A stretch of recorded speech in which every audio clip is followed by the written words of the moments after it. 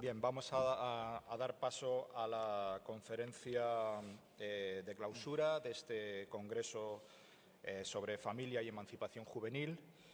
En esta ocasión nos acompaña Fernando Vallespín, que es catedrático de Ciencia Política y de la Administración de la Universidad Autónoma de Madrid, institución en la cual ha desarrollado la mayor parte de su labor académica y de la que ha sido además vicerrector de Cultura.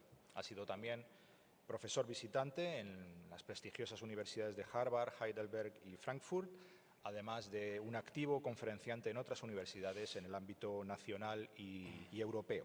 También destaca su extensa labor como articulista, es colaborador habitual del diario El País y autor de más de medio centenar de artículos académicos sobre ciencia política, especializándose en teoría política contemporánea. Su obra también comprende los manuales Nuevas teorías del contrato social, El futuro de la política y La historia de la teoría política, que consta ni más ni menos que de 6 volúmenes. Ha sido presidente del Centro de Investigaciones Sociológicas, del CIS, entre 2004 y 2008 y en la actualidad es director académico del Instituto Universitario de Investigación Ortega y Gasset, Centro de Formación de Posgrado e Investigación en Ciencias Sociales y Humanidades. Y esta conferencia lleva por título Jóvenes y Futuro, que creo que es muy adecuado para ser precisamente la de clausura. Tienes la palabra, Fernando. Muchísimas gracias. Bueno, antes de nada, quisiera agradecer la invitación. Estoy seguro que las jornadas han sido fructíferas y la verdad es que el tema que me ha tocado me parece que es un tema crucial en estos momentos. Bueno, Jóvenes y Futuro, realmente como título es casi una tautología. Los jóvenes son el futuro, en cierto modo, así que de lo que se trata de ver es un poco hacia dónde apunta el futuro para los jóvenes, que es un poco de lo que me voy a ocupar yo aquí. Quisiera hacer una pequeña digresión antes de empezar, señalando algo que me parece muy relevante de nuestra época, que tiene que ver con el futuro, o más bien con la ausencia de futuro, y que, voy a ver si lo puedo expresar bien, nos ubica ante una situación que yo creo que es nueva dentro de lo que podemos llamar el mundo occidental. Si se fijan, digamos desde la Ilustración al menos, siempre dominaba un poco la idea de que las sociedades estaban condenadas a progresar, o sea, eso que se llama el discurso del progreso. En cierto modo, lo que significó fue que nosotros nos ubicábamos siempre en un presente que actuaba de espaldas al pasado y mirando al futuro. Entonces, el futuro se presentaba tradicionalmente como un lugar para el que tenía que trabajar todo presente, en el sentido de que de lo que se trataba era de hacer que las condiciones de vida de nuestras sociedades fueran mejores en los años venideros. Es el discurso del progreso, que es un discurso que nos ha venido acompañando, insisto, desde al menos el siglo XVIII, que incluso en algunas de estas narrativas teóricas como la marxista se presentaba algo así como a través de una filosofía de la historia, donde lo que se venía a decir era algo muy próximo a lo siguiente.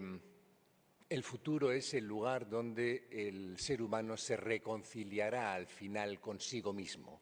Es el lugar donde se acabará la escasez, donde se acabará la miseria. Esto va asociado, desde luego, también a un discurso que tiene mucho que ver con los propios avances que se iban produciendo en el ámbito de las tecnologías. Y, por tanto, la labor del presente es conquistar ese futuro para alcanzar ese estado social más pleno.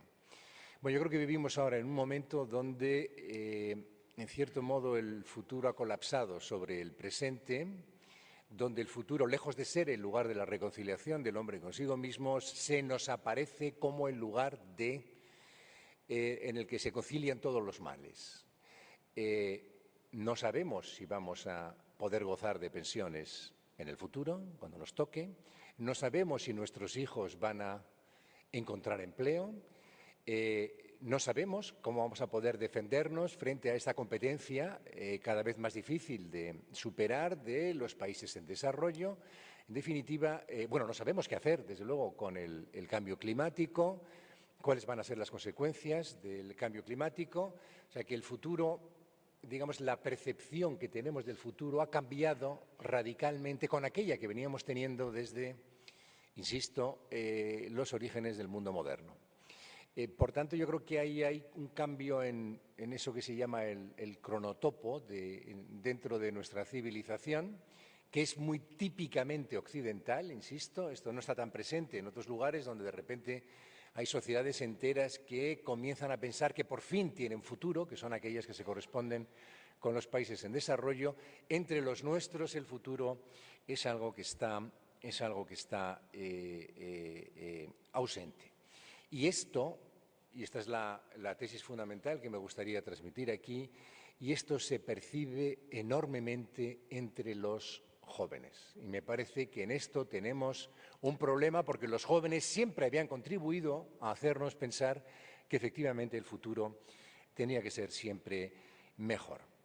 Bueno, cuando hablamos a partir de la valoración del presente, ahora me voy a ubicar más en el presente y no en el futuro, cuando hablamos de qué tendencias encontramos entre ellos, entre los jóvenes, cuáles son las condiciones de posibilidad para que lleven a cabo una mejor vida, pues nos encontramos con yo creo, percepciones novedosas, al menos para mi generación, percepciones novedosas sobre el mundo social y político, que es el mundo que yo más puedo controlar, que tienen, yo creo que también, consecuencias psicológicas, que no hay que interpretar necesariamente de forma negativa. Ojo, me parece muy importante que esto lo subrayemos, sino simplemente, yo creo que lo que se trata es de observar qué es lo que está pasando para, a partir de ahí, intentar extraer algún juicio, poder articularnos un juicio no solamente sobre lo que está pasando, sino lo que puede pasar. Y voy a empezar desde una dimensión social y desde una dimensión política. Está claro que los jóvenes se dividen siempre ha ocurrido así, se dividen en dos tipos: aquellos que, en cierto modo, lo que hacen es recoger el testigo de las generaciones anteriores, de sus padres, y más o menos aspirar al mismo tipo de vida, incluso heredan la forma de percibir el mundo. Es muy posible que sean la inmensa mayoría. Yo recuerdo que me llamaba mucho la atención cuando estaba en el CIS, me llamaba muchísimo la atención que cuando uno veía las encuestas y luego pues se fijaba en las diferencias sobre evaluación, sobre opiniones, en cualesquiera que fueran los temas, en todo lo que tuviera que ver con, digamos, valoración de la sociedad, valoración de la política, digamos, índice de confianza sobre instituciones, etcétera. Estoy hablando, como bien habéis dicho antes, del 2004 al 2008, y esto ha cambiado muchísimo a partir de entonces. Bueno, entonces lo que me llamaba la atención es que cuando uno veía las variables de edad, no había casi diferencias, no había diferencias sustanciales entre las opiniones mayoritarias de cohortes de edad superiores y aquellas que se correspondían con las cohortes de edad inferiores. Sí se percibía, en cierto modo, pues, una caída de la religiosidad. Yo creo que eso es una constante en los últimos 20 años en un país como el nuestro, pero había la misma baja valoración de la política, por ejemplo, y había una percepción casi idéntica a otras cohortes de edad en todo lo que se refiere a confianza en las instituciones, en lo que se refiere, diríamos, al conjunto de valoraciones más habituales sobre, bueno, que aparecen generalmente en las encuestas del CIS. Y esto ahora ha cambiado drásticamente, sobre todo porque hay un sector de la juventud que de repente ha tomado distancia con respecto al mundo, el mundo de sus mayores. Son aquellos que podemos calificar como los más comprometidos con una nueva forma de hacer política, donde lo que impera pues, sería algo así como el bullicio, la movilización en la vida pública, la repolitización, pero es una repolitización que es enormemente crítica con el sistema como un todo. Y no me refiero exclusivamente a esos grupos que aparecen bajo la consigna esta del 15M o similares. Me estoy refiriendo a grupos que son bastante más extensos.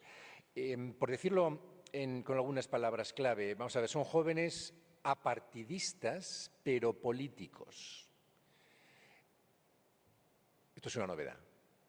Apartidistas y políticos porque imputan a los partidos el ser apolíticos. O sea, es decir, los partidos son grupos establecidos con intereses propios que ya no representan lo que tradicionalmente venían representando. Segundo punto, los jóvenes, insisto, estos jóvenes comprometidos políticamente, no se sienten vinculados con las instituciones. Son enormemente críticos con lo que ellos llaman el mito de la transición. Son enormemente críticos también con los grupos mediáticos que alimentan esa idea de la transición a la democracia. Se ha producido una ruptura silenciosa, pero una ruptura con respecto a esas señas de identidad de nuestro mundo político, que son precisamente las instituciones de las que gozamos. Y aquí yo creo que mi pregunta sería, ¿por qué no hemos sabido transmitir ese respeto institucional que se siente desde el inicio de la democracia a las generaciones posteriores? Es decir, ¿qué ha pasado para que de repente no se sientan, y este es un eslogan, como sabido, del 15M, pero yo creo que es mucho más extenso, para que no se sientan representados por la mayoría de los cuerpos o instituciones políticas? O sea, es como si esta democracia no fuera algo suyo. Es evidente que ellos no la han construido y la perciben, yo creo, desde la perspectiva de eso que Bobbio llamaba las promesas incumplidas de la democracia. O sea, en cierto modo, yo creo que lo que perciben es que hay un desfase creciente entre, por un lado, lo que se puede llamar lo que la democracia predica de sí misma y lo que al final la democracia resulta ser. Y aquí es donde comienza a abrirse el divorcio. O sea, llega un momento en el cual dejan de dotar de credibilidad a los sistemas democráticos precisamente porque no ven que responda al conjunto de expectativas que supuestamente están llamados a satisfacer.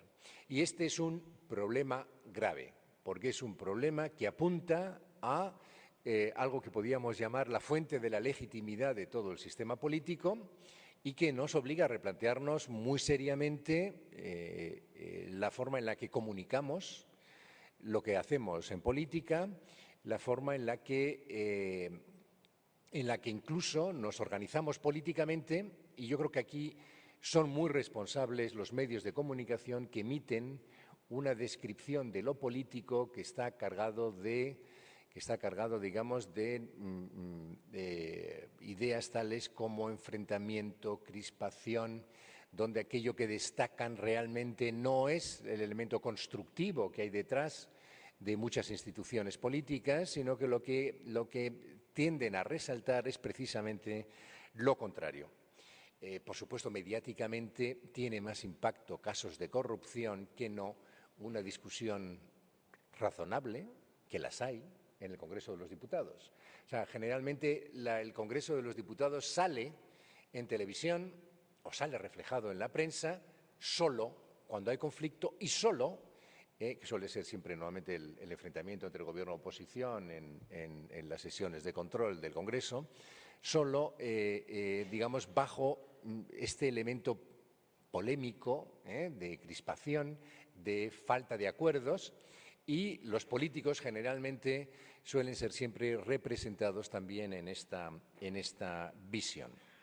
Entonces, fijándonos más en en el futuro, en las tendencias, luego volveré a recuperar esto que acabo de decir sobre la política, en el futuro y las tendencias o condiciones de posibilidad que percibimos, hay algo que me llama la atención desde una dimensión psicológica, que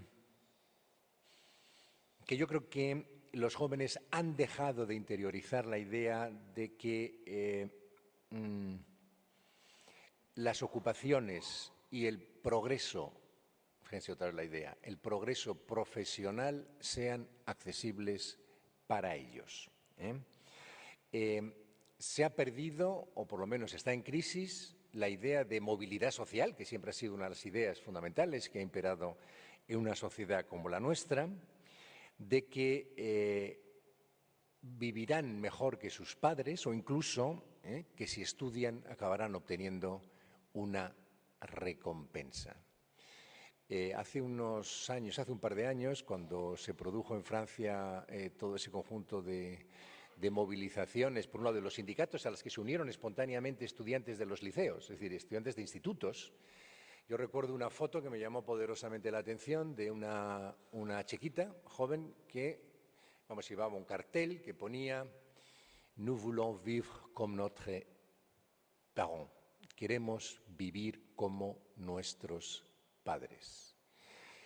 Y la verdad es que me produjo un impacto directísimo, ¿no? Porque efectivamente lo que se podía percibir en ese cartel es que se ha roto con un pacto implícito, al menos desde el periodo de posguerra, donde cada generación tenía acceso a mejores servicios sociales, a mejores condiciones de vida que la anterior.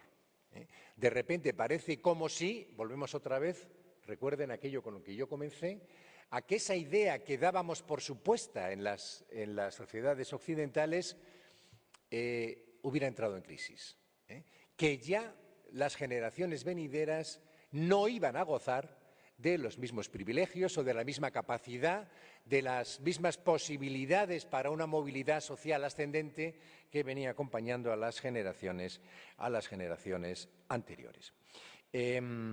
Por tanto, en la estructura de deseos de la juventud, y esto tiene que hacernos reflexionar, no es posible la interiorización de algo así como un horizonte próspero.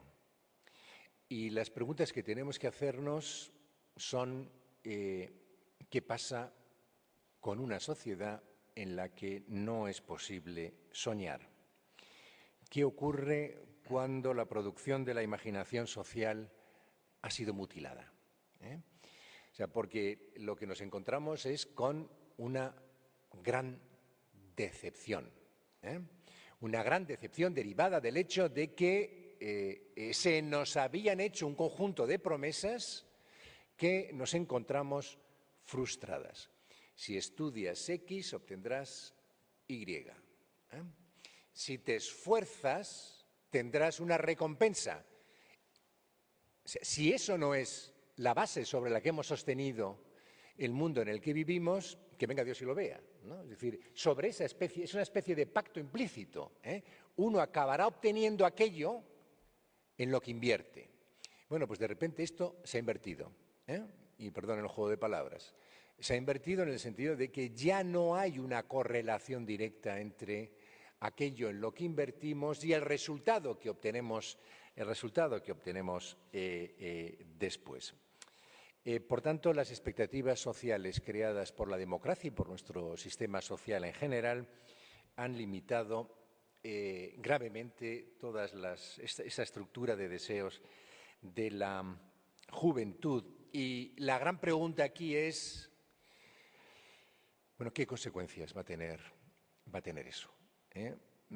Porque alguna consecuencia social tiene que tener. Es decir, este tipo de movimientos no se producen en el vacío y no dejan de tener efectos, tienen efectos. Y la gran pregunta que yo no sé si sabré responder, yo creo que no sabré responderle, yo creo que esto debe ser el objeto de estudios muy en profundidad por parte de los científicos sociales, de psicólogos sociales también, es cuáles pueden ser esos efectos. Yo puedo Yo he pensado en 4 y la verdad es que podíamos pensar en muchos más y seguro que si luego abrimos el coloquio, ustedes se les ocurrirá también bastantes.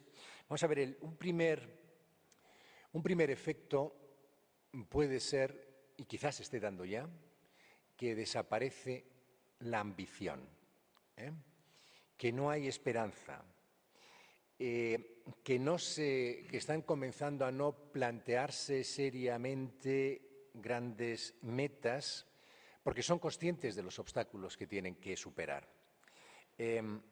Y la pregunta aquí, asociada a esta hipótesis de que esto puede provocar una pérdida de ambiciones, ¿qué clase de sociedad podemos construir si efectivamente no queda gente con ambición?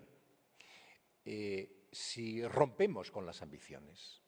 Yo creo que el tipo de sociedad que nos podemos encontrar es una sociedad mediocre.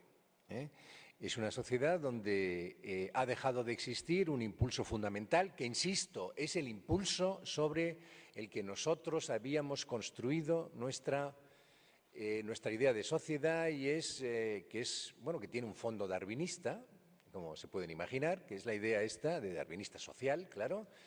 Si tú sabes competir, consigues resultados. Desde luego vivimos en un tipo de sociedad donde al final se colocan mejor quienes mejor saben competir, de ahí viene el darwinismo, pero si eres ambicioso, al final acabas obteniendo el resultado que verdaderamente deseas. Por lo tanto, primer punto, desaparición de la ambición y, como consecuencia previsible, mediocridad. Y como pueden ver, no estoy demasiado optimista. Segundo punto, o segunda respuesta, yo creo que es la extensión de algo que podríamos llamar como intereses microconservadores. Un sector muy importante de la sociedad se está convirtiendo cada vez en más dócil, en más serviles. Hay jóvenes que ya están dispuestos a hacer casi cualquier cosa por conseguir 800 euros al mes, que es algo que a mí me parece que es verdaderamente triste. Por tanto, hay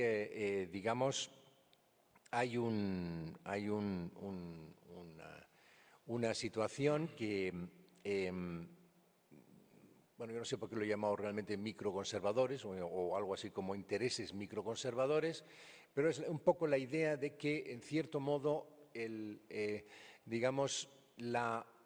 ha bajado enormemente el umbral de las expectativas y, por tanto, cualquier cosa que nos ofrezca en un determinado momento, la cogemos y la aceptamos. Es decir, no luchamos por conseguir algo mejor, sino que nos sentimos prácticamente satisfechos por el mero hecho de acceder ya a aquello que encontramos.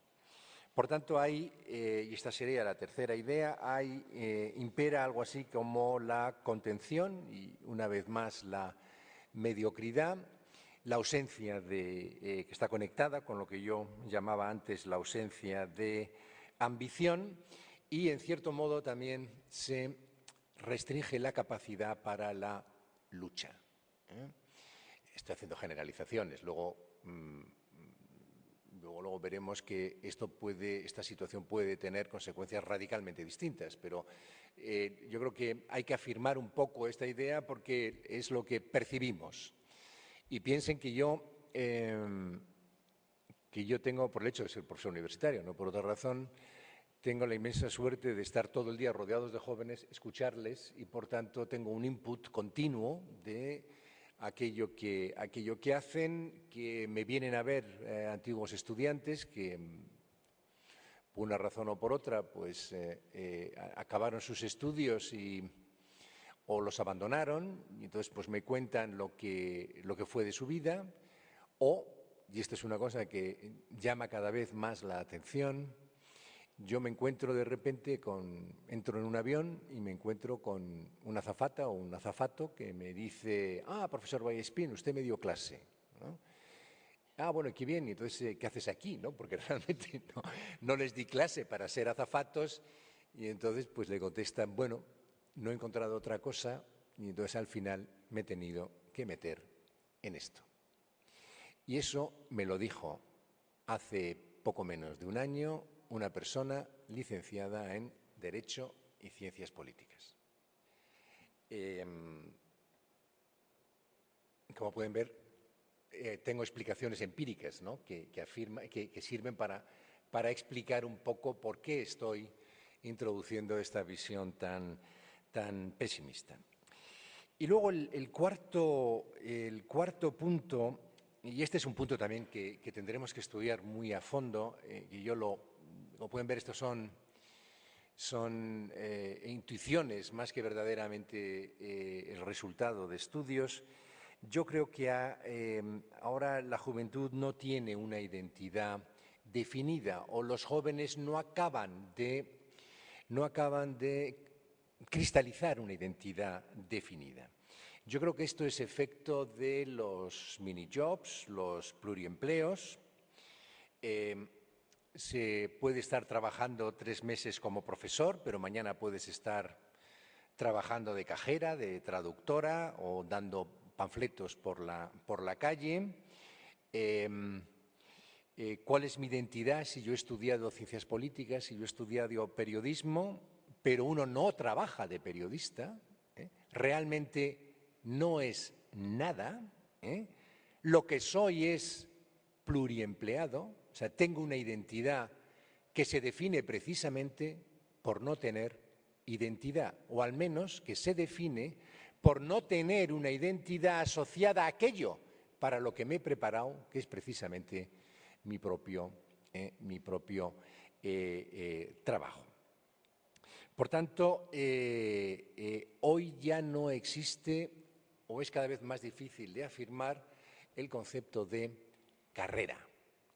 O sea, uno hace una carrera, pero uno no acaba identificándose con esa carrera porque al final, sobre todo en muchas titulaciones ocurre, yo creo que la de periodista es una que además está sufriendo más que ninguna otra, muy posiblemente, los efectos de la crisis.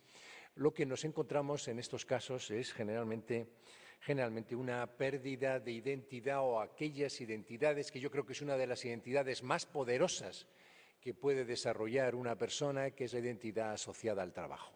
Entonces, cuando de repente se fractura los elementos que conforman la identidad asociada al trabajo como consecuencia de que uno o bien no tiene trabajo o bien no tiene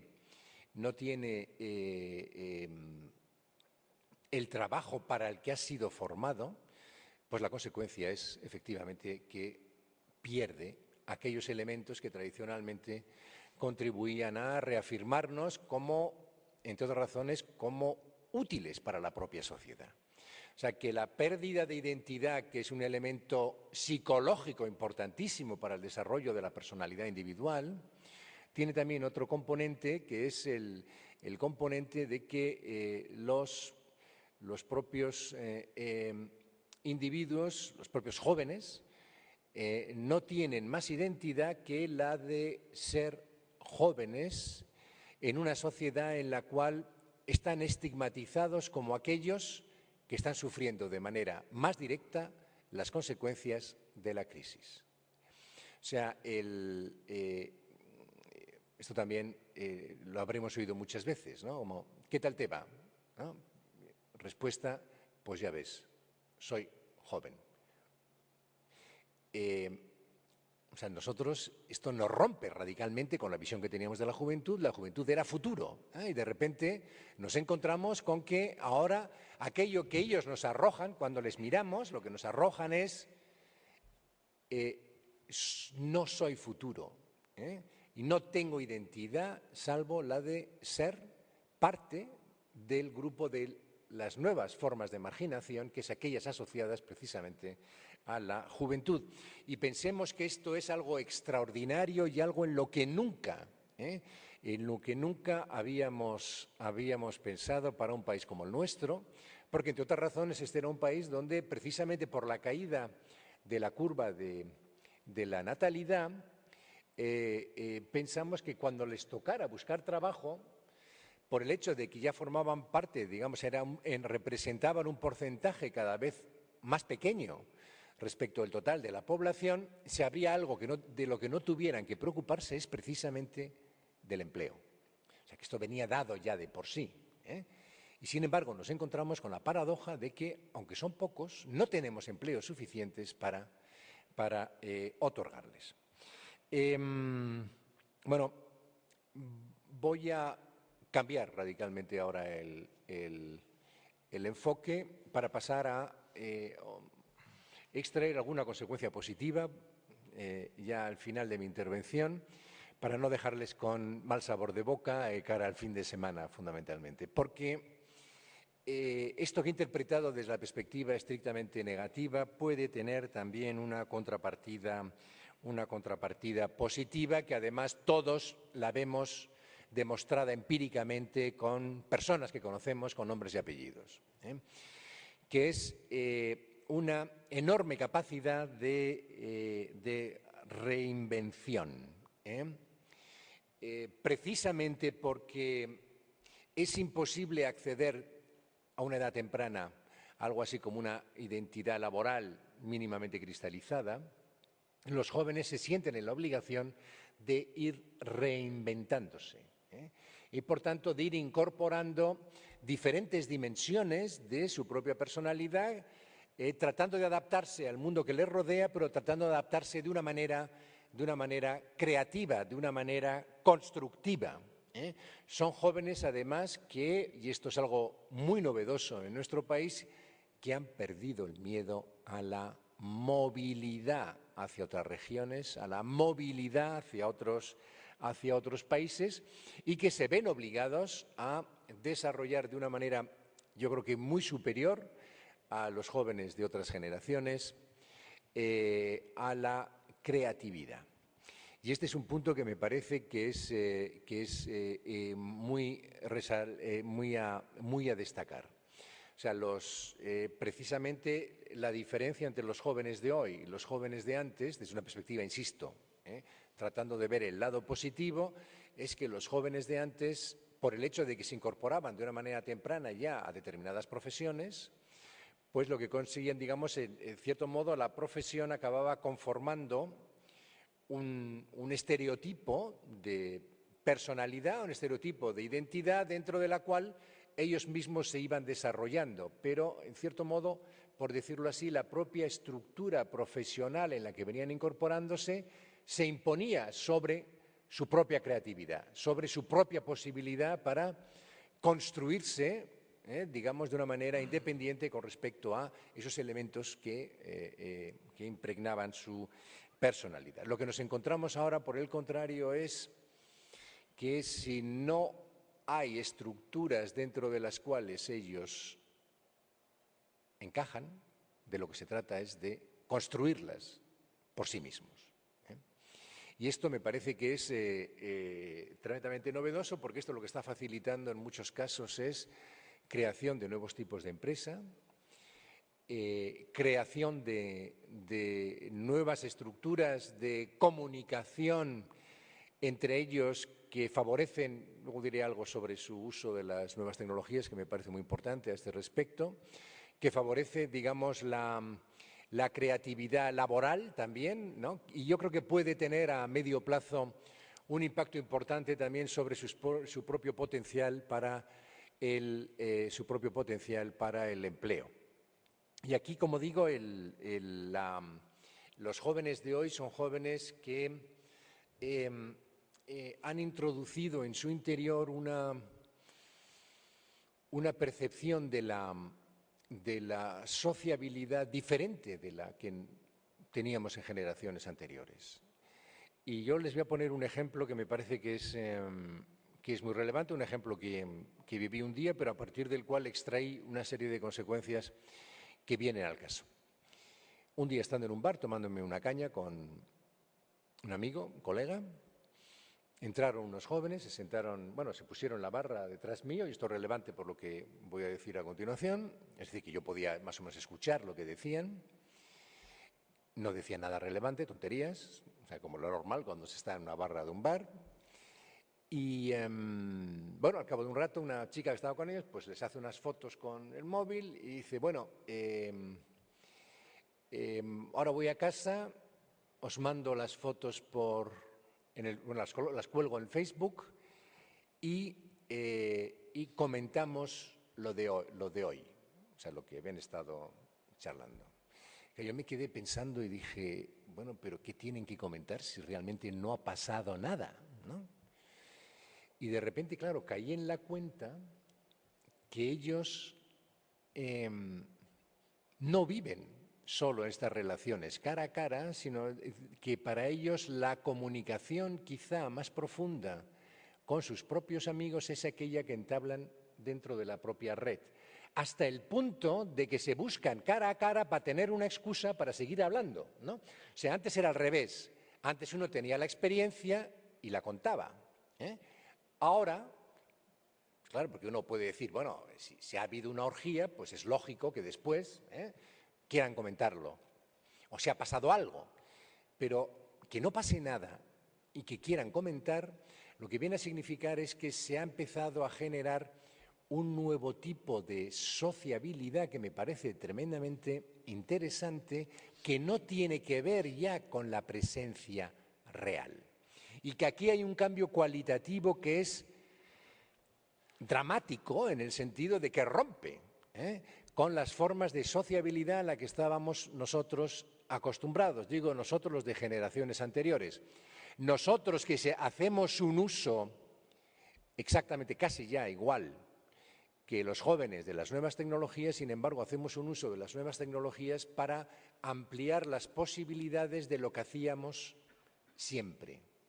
O sea, en vez de mandar cartas, mandamos mails.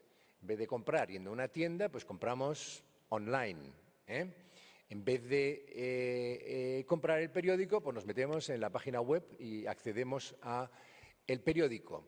Es decir, que las nuevas tecnologías han aumentado la potencialidad de aquello que hacemos, pero las nuevas tecnologías para nosotros no significan digamos, un cambio cualitativo de las formas de sociabilidad en las que estábamos normalmente inmersos. Ahora la gran revolución, y esta es la revolución que han creado los jóvenes, es que para ellos la red es a la vez, la misma sociedad. O sea, ya no hay diferencia entre la sociedad tal y como la conocemos y el mundo virtual, por decirlo de alguna manera. Y no sabemos cuáles van a ser las consecuencias de esto. Yo sí percibo ya una consecuencia importante y es algo que es muy a tener en cuenta y es el tema por el que vuelvo otra vez al principio relativo a lo político, y es que el gozar de estas nuevas tecnologías significa un golpe fortísimo a toda forma de autoridad. Porque todo se pone en cuestión y se pone en cuestión inmediatamente. Yo me he encontrado a veces dando clases y ahora es muy curioso porque antes uno daba clases y tenías a gente tomando apuntes y ahora tienes a gente que supuestamente, claro, están con un laptop allí introduciendo los apuntes, aunque quién sabe si están chateando o cualquier cosa. Bueno, pues me ha pasado ya 2 veces que he hecho un par de afirmaciones y entonces han ido a buscar a internet y me han dicho, no, se equivoca. Maquiavelo no publicó El Príncipe, no escribió El Príncipe en 1502, sino que lo escribió en 1503. O sea, han ido a Wikipedia, donde sea, ¿no? Lo han mirado, entonces de repente notas que tu autoridad está por los suelos, ¿no? Claro, porque realmente tienen la capacidad de ir poniendo todo en cuestión. Una noticia que leen en un periódico, después la ven comentada a través del chat así ¿cómo se llama esto?, de Twitter o cosas similares, y de repente acceden a 6 o 7 críticas sobre ese mismo artículo comentados por otros que lo que hacen es cargarse la autoridad, digamos, derivada de ese artículo. Con lo cual, ese mundo en el que habitan, porque insisto, habitan en él, no se valen de él, como ocurre en nuestro caso. Ese mundo en el que habitan es un mundo donde no existen las jerarquías, donde no existen las relaciones de poder tal y como nosotros las teníamos interiorizadas tradicionalmente en el mundo de la sociedad real. Es un mundo en el que de repente se trastocan todos los valores. Hay un libro que me llamó mucho la atención que analiza esto desde la perspectiva de lo emocional, sobre todo de todo lo que tiene que ver con el amor y la sexualidad, que es de una autora que es israelí, que se la recomiendo muy vivamente. Se llama Inma Iluf. El libro se titula ¿Por qué duele el amor? Aunque realmente es un título estratégico para vender, no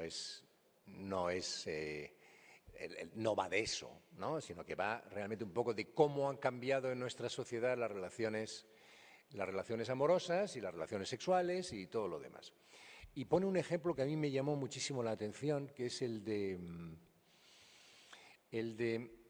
las parejas que se conocen por Internet, que se van comunicando, que se enamoran, ¿no? Que parezca mentira, se pueden enamorar por Internet. Hay un libro dos de Glatauer, este autor, que se lo recomiendo ahí, de Contra el viento del norte y eso, que son dos personas que casualmente se encuentran en Internet y que acaban enamorándose, que es verdaderamente fascinante el libro. Lo hace maravillosamente, donde todo consiste en mails que se van mandando uno a otra. Bueno, pues en este libro de Inma Iluf, lo que ella, describe situaciones muy simpáticas. Bueno, ella es una científica social y está todo verificado empíricamente y son casos reales que ella, pues, en sus grupos de investigación, pues, trata mediante entrevistas, etcétera. Claro, antes cuando dos personas se encontraban y se enamoraban, pues normalmente parte del proceso de enamoramiento consistía en empezarse a conocer, empezar a saber, ¿no?, cómo es el otro. Ahora, de repente, cuando se ven por primera vez, ya saben todo el uno respecto del otro. O sea, saben sus gustos, como no lo saben muy probablemente respectivos, como no lo saben probablemente matrimonios de muchos años, porque llevan quizá un par de años comunicándose todo, ¿no? Entonces se sientan, imaginemos la extrañeza, a pesar de que se hayan visto miles de fotos, ¿no? La extrañeza de que de repente tienes delante una persona respecto de la cual sabes todo.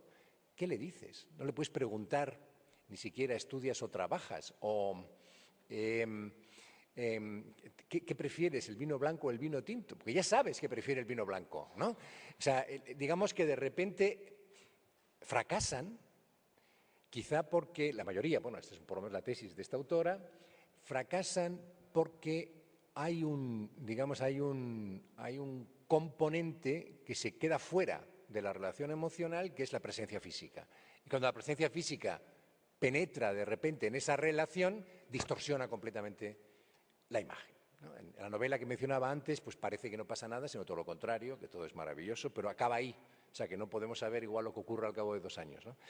Bueno, esto viene a cuento de esto que estamos diciendo y que es lo que a mí me permite afirmar que estas nuevas tecnologías, que como todo es ambivalente, es decir, tiene partes positivas y partes negativas, estas nuevas tecnologías yo creo que están creando un nuevo tipo de juventud que primero se abre con más facilidad a los otros, que no tiene ningún tipo de escrúpulos por mostrar su emocionalidad, que es una cosa también nueva, que por tanto no se siente reprimida para movilizarse en la dirección que sea menester, que puede ser desde el activismo político, el activismo social, a simplemente la distracción pura y dura, que precisamente por esta capacitación que tiene para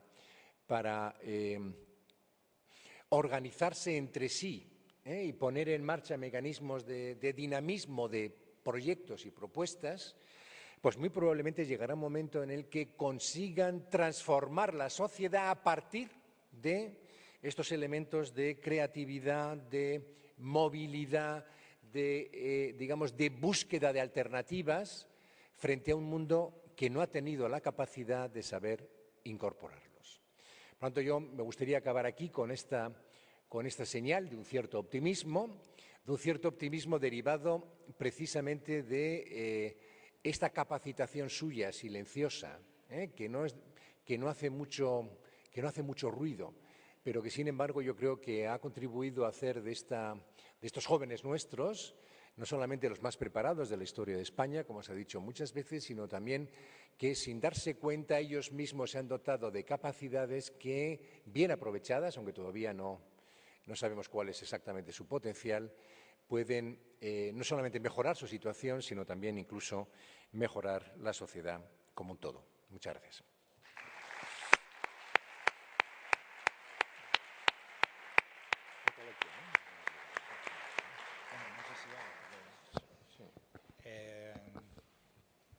No sé si tenemos espacio para preguntas, si hay alguna pregunta o... Y si no es así, pues nada, pues muchas gracias a todos y damos gracias también al profesor Vallespín y acabamos aquí el congreso. Muchas gracias. Gracias.